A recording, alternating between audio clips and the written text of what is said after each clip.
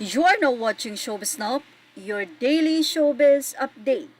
Viral na nga at pinag-uusapan ngayon sa social media ang 50 million na pagbebenta ng bahay ng pamilya ni Daniel, Carla Estrada and Daniel Padilla. Ang bahay nila ay makikita sa Quezon City at ngayon ay sinasabi na naghihirap nga daw ang pamilya dahil na rin sa career o sa pagbagsak di umano ng career ni Daniel Padilla. May katotohanan nga ba ito? Narito po ang full update at ibinahagi nitong si Direk Daryl Yap ang dahilan ng pagbebenta ng bahay nila Daniel. Nagsalita na nga ang kaibigan nitong si Carla Estrada at dinipensahan nga ni Direk Daryl Yap ang nasabing di umano ay naghihirap na sila Daniel Padilla, Carla Estrada, kaya naman ang kanilang tahanan sa Quezon City ay ibinebenta na. Kaya naman nag-react na dito ang kaibigan nitong si Carla Estrada na si Direk Daryl Yap.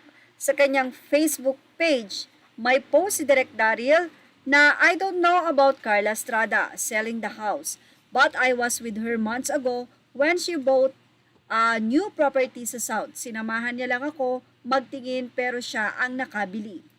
Ayon din kay Direk Daryl Yap, sinabi niya na gusto na nga lang daw mag-move on or matulungan maka-move on itong si Ma'am Carla Estrada, ang kanyang anak na si Daniel Padilla. Well, iyan ay hindi direktang sinabi ni Ma'am kay Direk Daryl Yap. Pero ayon kay Direk Daryl Yap, sa tono ng pananalita ni Carla, yun ang rason kung bakit nga kailangan nilang ibenta ang nasabing tahanan. Well, maraming memories ang tahanan na yon. Totoo naman kung talagang sobrang nasasaktan ngayon si Daniel dahil sa pakikipaghiwalay na sa kanya ni Catherine, ay kailangan naman talaga na magpunta ito sa ibang lugar. So yan ang rason at hindi nga daw naghihirap. Ayon kay Direk Daryl Yap, malapit kay Romualdez itong si Ma'am Carla.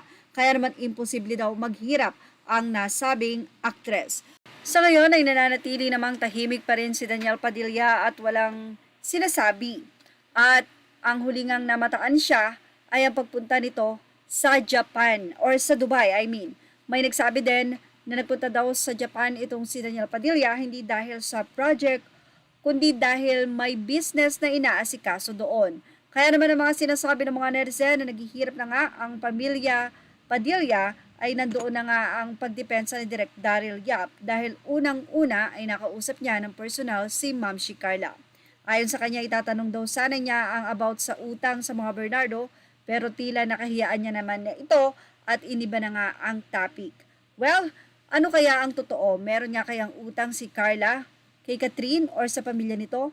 Ang sabi naman ng iba, imposible daw na magkautang dahil pareho namang may project si Ma'am Carla at itong si Daniel. Kaya naman, baka naman talagang ito ay chismis lamang. Well, yan po ang ating Showbiz Now update. Images are all credit to the rightful owners and thank you for watching Showbiz Now. Please like, share, and subscribe.